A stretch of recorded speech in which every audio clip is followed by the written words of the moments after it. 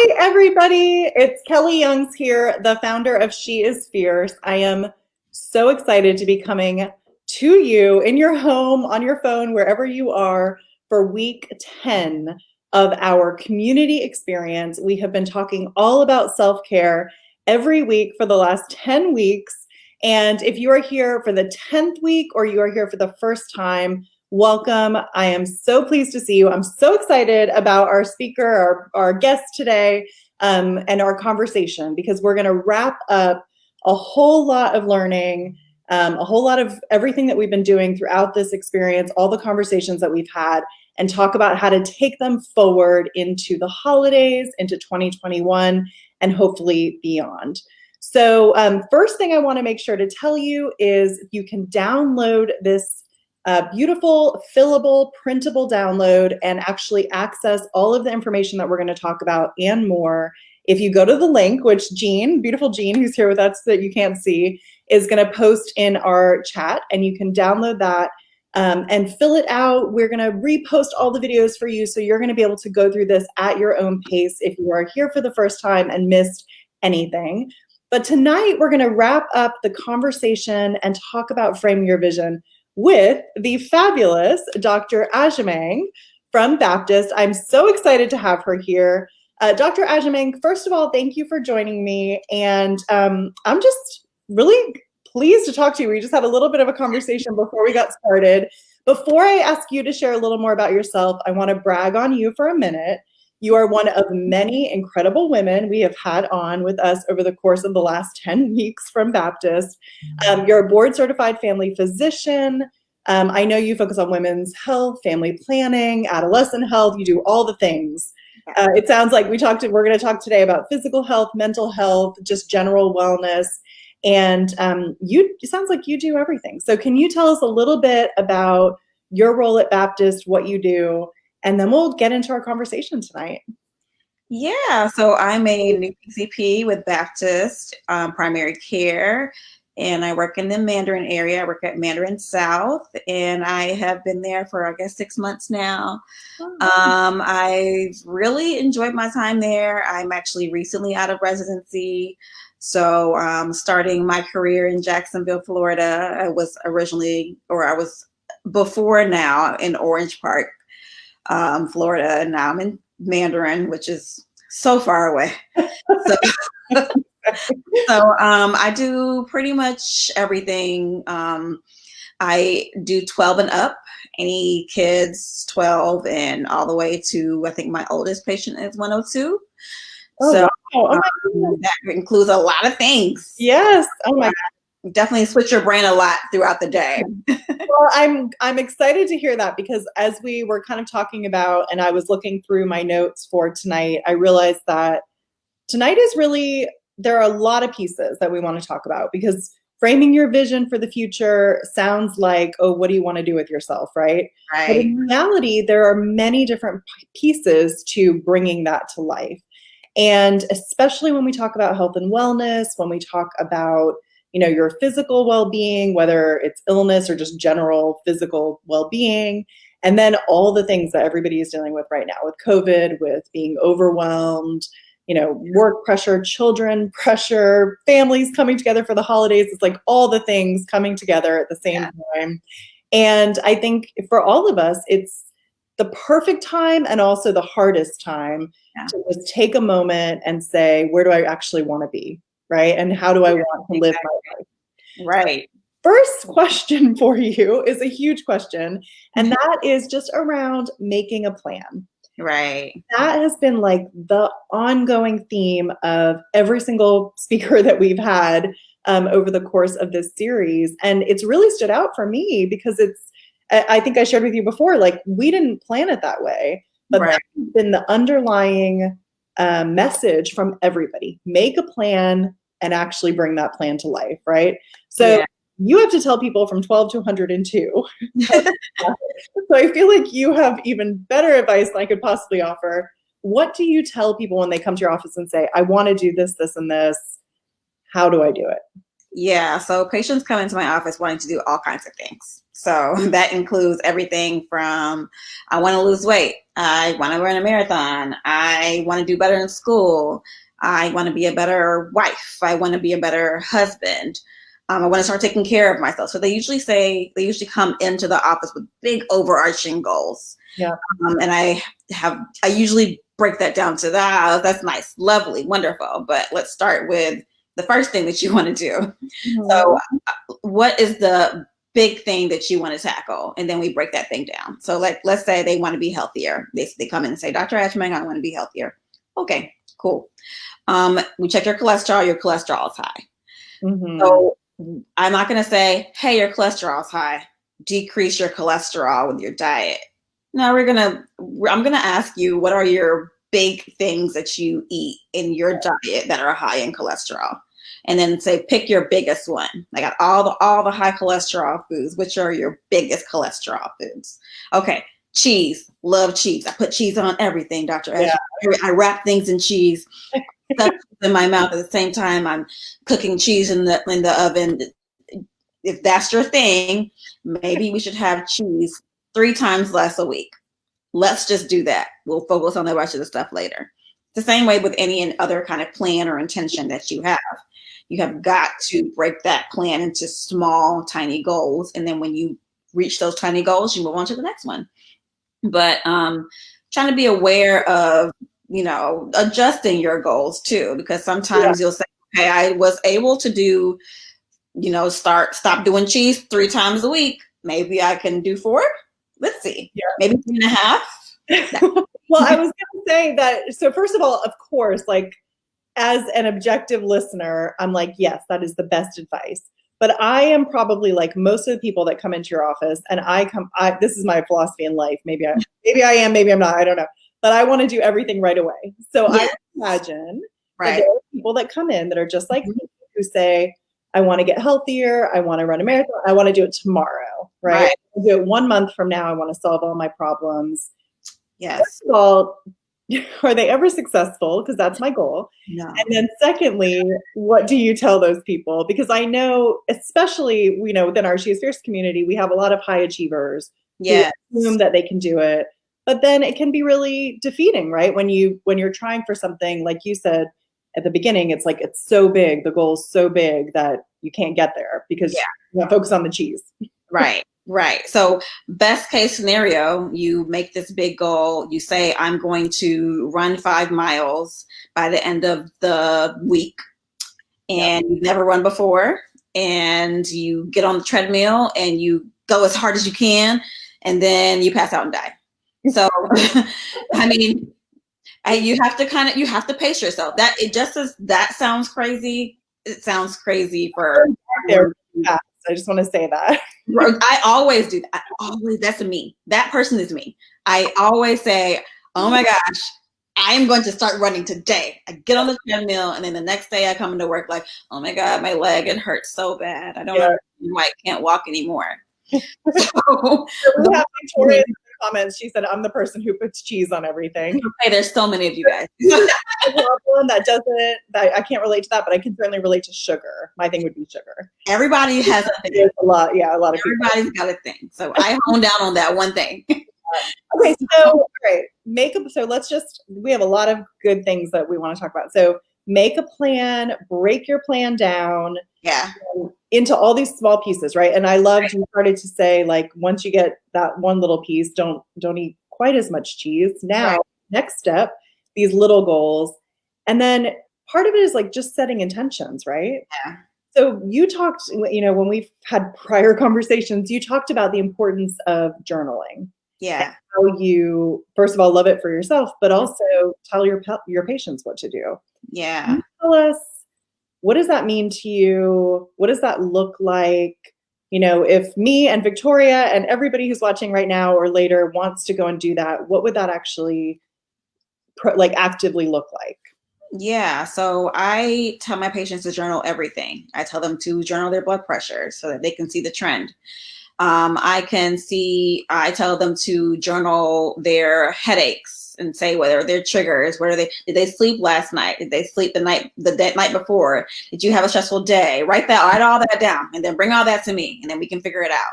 Yeah. Same thing with journaling what you want to do for your life. I think you should write down. I think writing down things helps a lot because then you can see it. It makes it a achievable goal, or you can see that maybe that's too big a goal that needs to be broken down. And in that way, if you're the kind of person who likes to make lists, you can make a list of all the teeny things that need to happen in that big goal. Yeah. I also tell people to journal for, to deal with their mental health, to deal with their anxiety, to deal with their stress.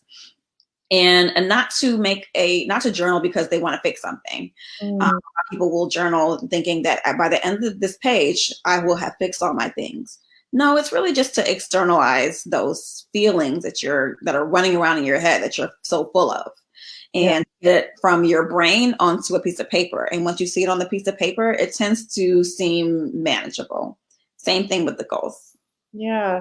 Okay. So you said this, the word externalize, right? So take it out of your head, put it on paper. Right. Maybe it doesn't feel quite as overwhelming. Right. Absolutely. And I know, for me, I love everything that's coming out of your mouth right now. And I think that whether it's you're writing a to-do list because that helps you to bring, there's studies, we have statistics even in our workbook, but there's 42% more likely to actually do something if you just write it down. Like no other changes, write that thing down and you're much more likely to make it happen. And then the second one, we talked last week about mental health. That has been a theme because, no matter how mentally well somebody is right now, I think that the overwhelm that we're all experiencing, especially women, especially women generally, but of course men as well. Period, right? But then also, moms dealing with children, you have children as patients and adults as patients, people who are struggling with professionally or maybe having to just balance everything. There's a lot going on. So, as far as journaling goes and taking action that just helps your mental health, what does that look like from your perspective, whether it's journaling or whether it's like getting outside? Right. You say to people who are like, this is too much for me, right? Like I'm trying, I'm working hard. They're doing all the things. They're trying to be there for everybody, but it's too much. Yeah. So I ask people, I talk about therapy all the time in my office. I think therapy is a underutilized resource from my patients. I believe everyone should have a therapist because life sucks. Life is horrible. Bad things happen every day. That's just a part of normal life. So if you're a person living normal life and you have difficult things that happen to you all the time, I think that requires some processing, that requires some management, that requires dealing with things that may seem insignificant, but maybe have changed the way that you view the world. Maybe you're talking negatively to yourself all the time. Also, this year has been a lot for many people. Yeah. There's been a large adjustment for many people. Whether it's their job or their stress levels or just, the news coverage, like even if everything went great this year, it was still like this environmental stressor on your body, on your mind. Oh my God, 100%. Yeah. And honestly, I don't know if you've experienced this. I'm sure, you probably have this with everyone coming in your office, but I've noticed as well that every time I do come in contact with people, that becomes the topic of conversation. Absolutely. When normally we go to others to have that like calm down moment or connection. And instead of connecting, we're really talking about the drama that we didn't put on paper, that we didn't manage well. Right. To begin with, right? Yeah. So I think it's important for people to kind of separate themselves from that sometimes. Maybe I personally have turned off 24-hour news because for me, I see it. I'm a healthcare worker. So I, for instance, Grey's Anatomy right now is COVID. Can't do it. Can't do it. I love Grey's Anatomy. Yeah. Can't do it. So that is something that I have to realize for myself, realize that's the trigger for me. Yeah. I realize that I have to stay away from that thing. Yeah. So I have set a boundary in that situation to say, hey, I can't do this right now. Or maybe I need some more self-care today. I'm leaving the office as soon as I see this last patient. Don't contact me till tomorrow when I come in at 8 a.m. So maybe those are things that need to be expressed to people that you care about, who love you and are part of your circle. Yeah, absolutely. Okay, so you said this word. Let's talk about it. Boundaries. Yeah. How do you set boundaries? How do you set boundaries? Yeah. And how do you suggest that other people set boundaries, whether it is with their, their boss, their children, their partner, Yeah. Whoever, especially right now, I've talked to so many people who feel pressure to travel or not travel, or every variation on the theme. I talk to people who are desperate to go connect, and people who are like, my family doesn't want me and I'm desperate to be there, right? Yeah. So there's a lot going on and a lot of pressure. How do you set boundaries, and how do you tell people to do it? Hold on a second. Let me charge my computer. Okay. All right. So while she is doing that, I'm going to tell you guys, if you have not already grabbed our self-care download, you can do so by going to sheisfierceh.com/self-care. And then within every single thing that we're talking about tonight, we have a little section or a page that's dedicated to that has, checklists and places that you can fill this out. And I know you're coming back to us, and gives you a place to actually do this, right? So I love, and I hope that everybody who watches this now and later goes in and does journal. But this is a perfect way. If you've never done that before, you can download this little simple, beautiful little planner and just get started and just start to feel what it means to actually write down your thoughts or think through your intentions and set boundaries, right? And get clear on what that actually means. So talk about boundaries. Tell us what boundaries is something I learned personally in therapy. I did not know anything about that. No one taught me about boundaries. No one taught me about coping mechanisms. That is something that I learned through a therapist. So I famously, my whole staff knows this, my friends know this, my family knows this, I go to sleep at 8 p.m. That is my bedtime. I care about you guys, so I'm here today. But everyone knows, contact Stephanie after. You're my idol. She's not available. She's not going to answer the phone. They'll say, oh, I didn't text you because I know it was your bedtime. They know that. So and that's a small thing I did, because I know without sleep, or without me going to sleep at 8 p.m., I am not the best and most efficient person I am. And I have a job that requires me to be absolutely on top of it with every single patient. The first patient needs that energy, and the last patient needs that energy. So that is something that I have set in place for myself. Yeah. Other boundaries sometimes mean, hiring house cleaning or eating out. Occasionally, you're going to do that to take care of yourself because you're tired. And you can eat out healthily, and you can get a healthy meal from a restaurant and eat it and drink some water and go to sleep on time and feel better and refreshed the next day. So those are boundaries that you can set for yourself to say, this is what I need and this is what I don't need. I have to do this for me. And that's how you function better in the world. People always adjust to people's boundaries. I initially thought people would get on my nerves about my 8 p.m. bedtime. And even though they might say, that's really early, they still respect it. Yeah. Well, I have to say, so Amy's in the comments, and she said burnout is a sign of unhealthy boundaries. So clearly she's figured this out. Absolutely. But I mean, there's so many good pieces in what you said. And first of all, I admire you for your 8 o'clock bedtime. I aspire to be more like you. Secondly, I shared with you earlier that I just had a conversation very similar to this earlier, nothing to do with health and wellness, but just around, what you're doing day to day with a friend of mine. And I said, just do what you want to do and tell them what you're going to do. Right. And so you said it before, I think that people will adapt to what you choose for yourself, right? Because they can't control it. It's your life. Right. But you have to make that choice for yourself, right? You have to create that boundary. Otherwise, you are just, as Amy said, you're just allowing that burnout. Yes, you have to care about yourself enough. Yeah. And I think for so many women that I know personally, not creating the boundary feels like the act of service. But creating that boundary is an act of service for yourself. But it also makes you, like you said, more present for the people that need you, right? Especially in your job.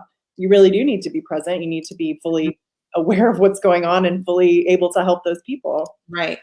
All right. So Amy's just saying, I like how you teach people how to treat you, respect boundaries and choices. Absolutely. All right. So within that conversation, let's talk about creating stability.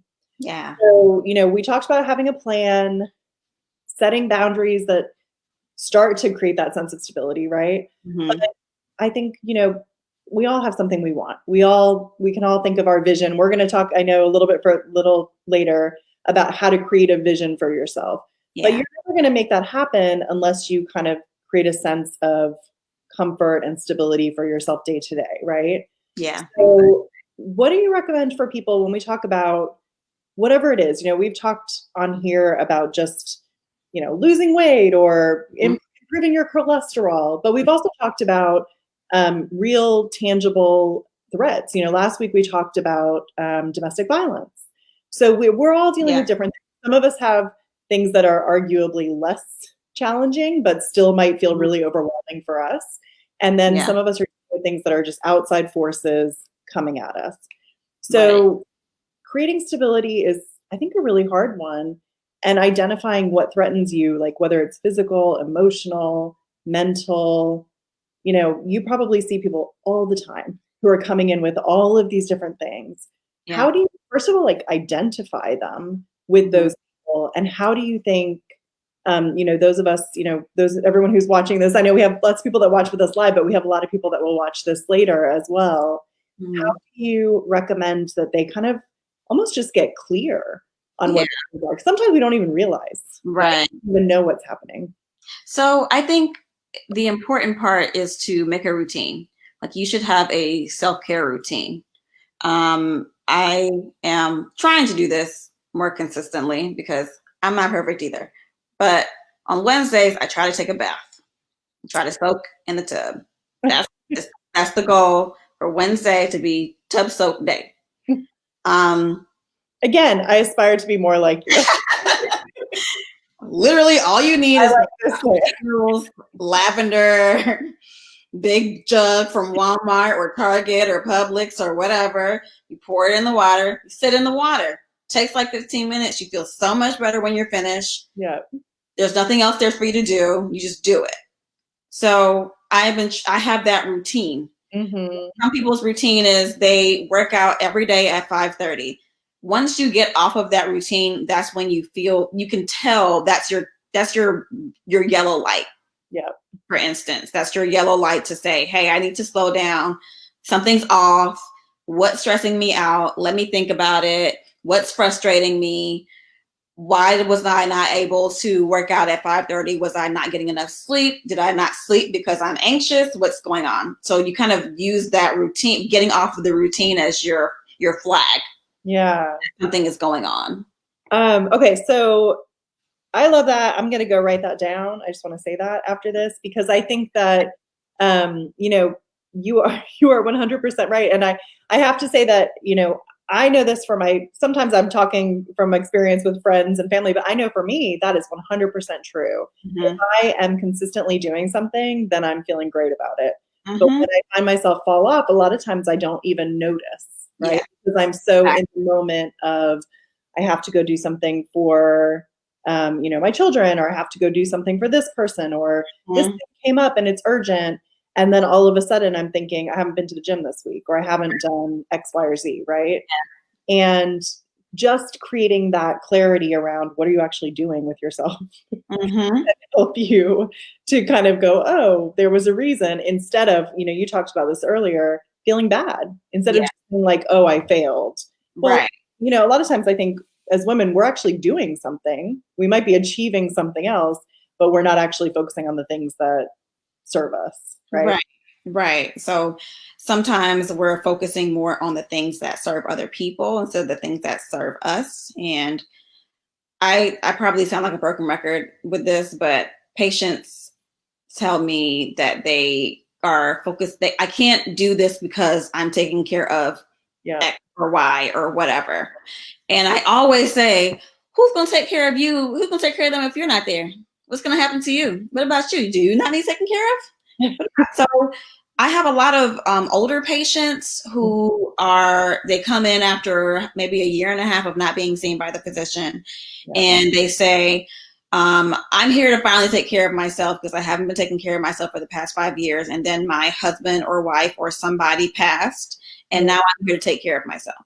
And I'm always really saddened by that because it's like everything was on the back burner while they were taking care of somebody. Yeah. And I understand caregiver fatigue. My family has done that, got the t-shirt, all of that. But I think it's really important to make sure if you're a caregiver to be taking care of yourself. Yeah. Because who's going to take care of you but you? Yeah. And, absolutely. And then secondly, I think I'm grateful to you for giving permission to every single person that's watching this. In case they didn't hear that, you're giving them permission, right? You're Absolutely. Because I can tell people that all day long, but it's okay to put yourself first if you're taking care of someone else. Yes. And you're here and you're telling people it's okay and it is a priority. Whether you are a caregiver, whether you're a mom, whether you're trying to make something, happen in the world, whatever it is that you're dealing with, right. It's okay to prioritize yourself and create the routine. Yeah. Yeah, definitely. All right. So as we kind of come to a close on this bigger series and on this conversation, one of the things that I really want to talk about and focus on is just celebrating your wins, right? Yeah. Celebrating the good moments. So whether somebody joined us when I was up here exercising in this room right behind here, if you go watch an old video, or whether, they made like delicious treats with us, or, we're here when we were just talking about breath and meditation, mental health, whatever the conversations were. I know that, I have had people message me and tell me, oh, I took that lesson and I kind of went forward and tried to bring that into my life. And that is a win in and of itself, right? Just the fact that they showed up. Thank you for showing up, for being present, and also just implementing some of these strategies. Those are wins for yourself and for your, as you said before, and for your family and for your colleagues, whoever it is that you're concerned about, right? Yeah. So how do we celebrate that? Because I think a lot of times we just go like, great, I stopped eating cheese. Yeah, right. Right? Or I stopped doing this, or I did this, great. But tomorrow I have the stress of doing it again. Right. We don't give ourselves credit. Right. So, by the way, I don't want anybody to stop eating cheese. I think cheese is amazing. But I do want you to moderate that. However, I think celebrating small wins, that's extremely important, because in my office, I make people celebrate their wins all the time. Yeah. I have a lot of patients that come in and say, oh, I have been trying to lose weight for the past 3 months, and I walk every day and I do this and I'm eating healthy and I'm still not losing weight. And I was like, you weren't doing that 6 months ago. So pat yourself on the back. 6 months ago, you weren't doing anything. I asked you, do you exercise? And you said, no. And now you're exercising every single day. Do you know how hard it is to be consistent? Congratulations. Pat yourself on the back. And I make them put that hand on their shoulder and pat themselves on the back. So it's important to do that because it helps push you towards your other goals. So you go, you know what? I did do that. Congratulations to me. Maybe I can do something else. Yes. Okay. So you just made me think of something that is not in our workbook, but I think is so important. And I would love to get your take on it, which is who you surround yourself with, right? So when you actually start to see progress, whether it is, not eating the cheese, I'm going to go back to that example, or whether it is, in your mental health, like who you surround yourself with is a huge part of your success, right? Because as you said, it's like you want to be able to pat yourself on the back, but you also want to be surrounded by people that are genuinely wanting to help you succeed, right? And sometimes I'm sure you have people that come in that, their partners, they're cheering them on. And then you probably have people who come in and their partner is like, I don't want this for you. Exactly. So what do you recommend for people who either are in that really negative situation or maybe are, just other people don't care. Nobody's excited for them about their successes. Right. So I definitely recommend people before COVID, I recommended people go to support groups in that situation. I like exercise classes for that reason.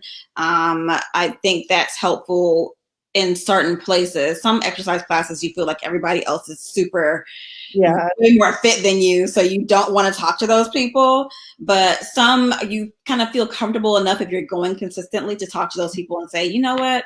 I'm so proud of myself for coming all the time. And they're excited to see you. They're excited to, they are sad if you miss a day. That kind of thing is important. So finding at least one or two people is really all you need that you can count on to say, hey, good job. I'm so proud of you. Yeah.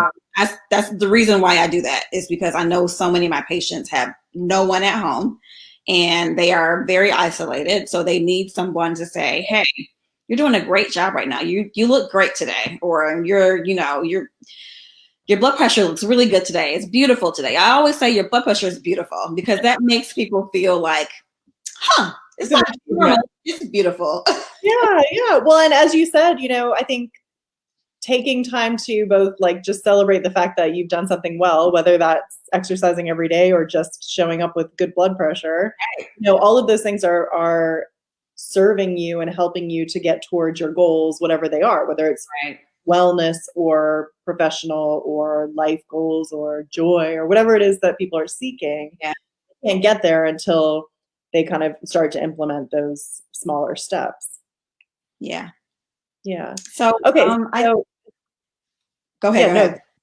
No, I want your wisdom. You go. So I think virtual classes can also be really helpful for most people. There's virtual everything now. Everything. There's virtual Overeaters Anonymous. There's virtual nutrition classes. There's virtual therapy. There's virtual lots of group exercises. So those people have also become a community. So you can still join a community even if you are not going somewhere else. And it doesn't have to be an exercise class. There's virtual cooking classes. There's virtual dancing classes. There's virtual everything. So I do recommend that people join things like that just to get some, something that you enjoy that you can enjoy with somebody else. Yeah. So I know you said this, of course, that, you were telling people to do that more often before COVID. Yeah. But good positive thing. Let's be positive for a minute. We are looking forward to a year ahead where we will see people getting the vaccines and we will start to see people coming together more.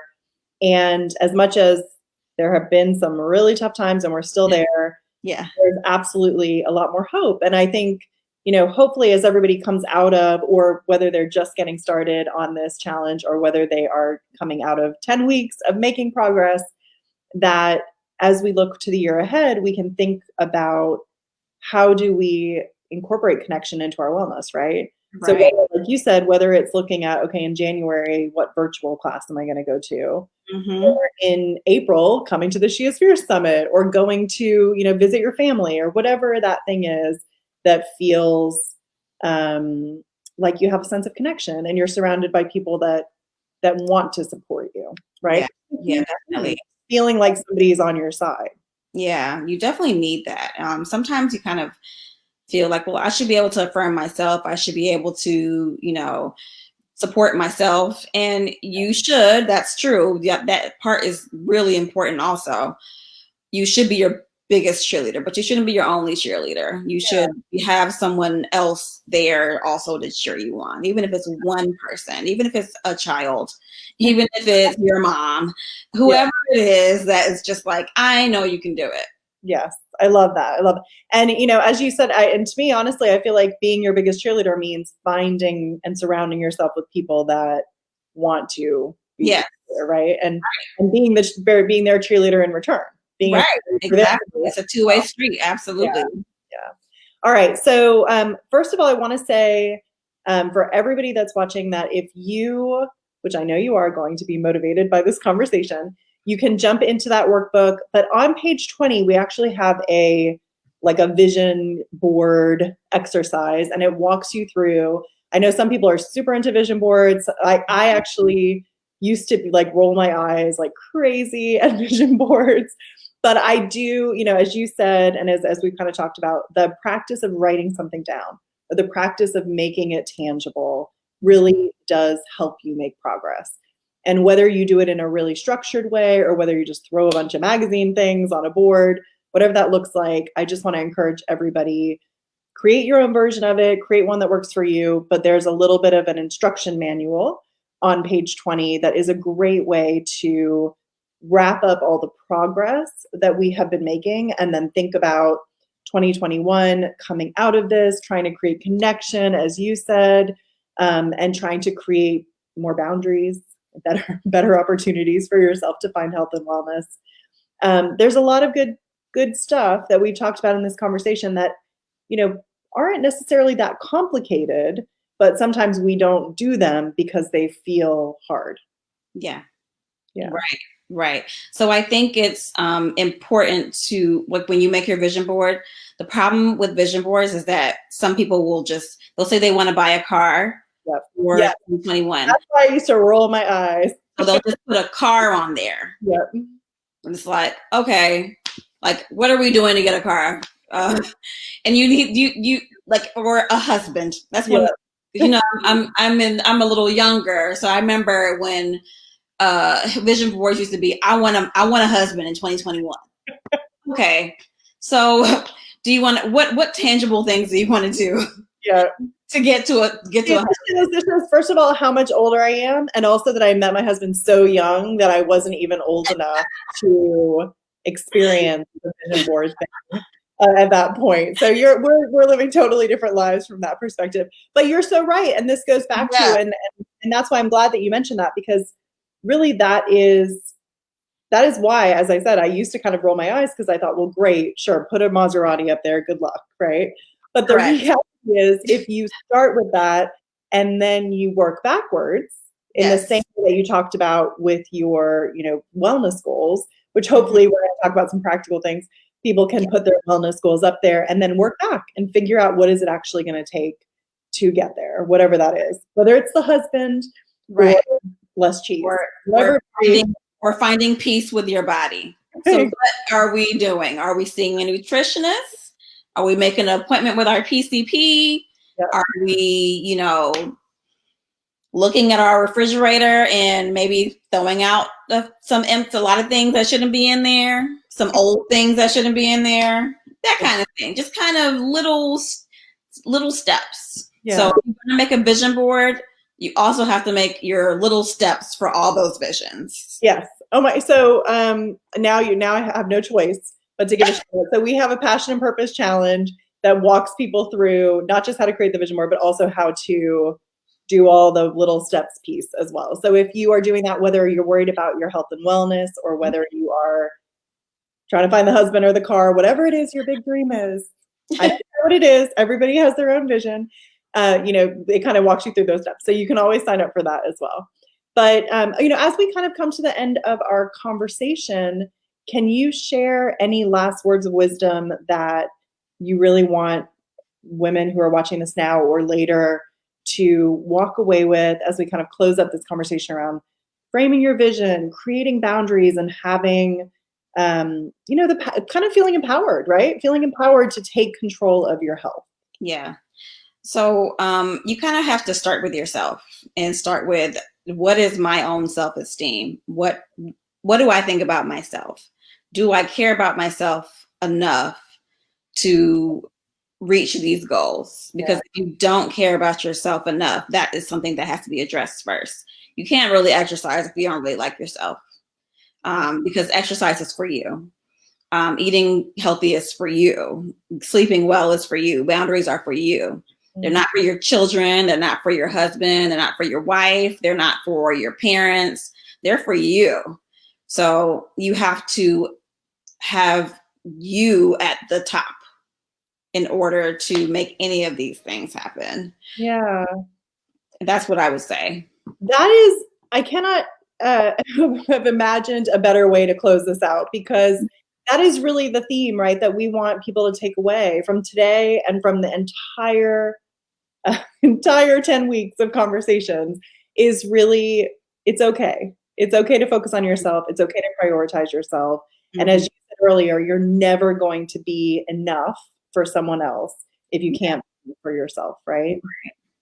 I am a better physician because I try to put myself first. Yeah, I love that. All right. So, first of all, thank you so much for joining me tonight. It's been really fun. I feel like I've learned a lot. I'm going to go set some boundaries, start going to bed at 8 o'clock and come back on Wednesdays. And I'll let you know how it goes. All right. We're so grateful to everybody who joined us live. I know we always have lots of people that join us later. So if you do, you are always welcome to tag us if you have questions. Of course, you can reach out to Dr. Agyemang at Baptist. You can actually go and become her patient and get more of her wisdom there as well. So first of all, thank you so much for joining me. And thank you for joining this live. It's been a pleasure. Thank you so much for having me. Y'all have a wonderful night. Yes. Bye, guys.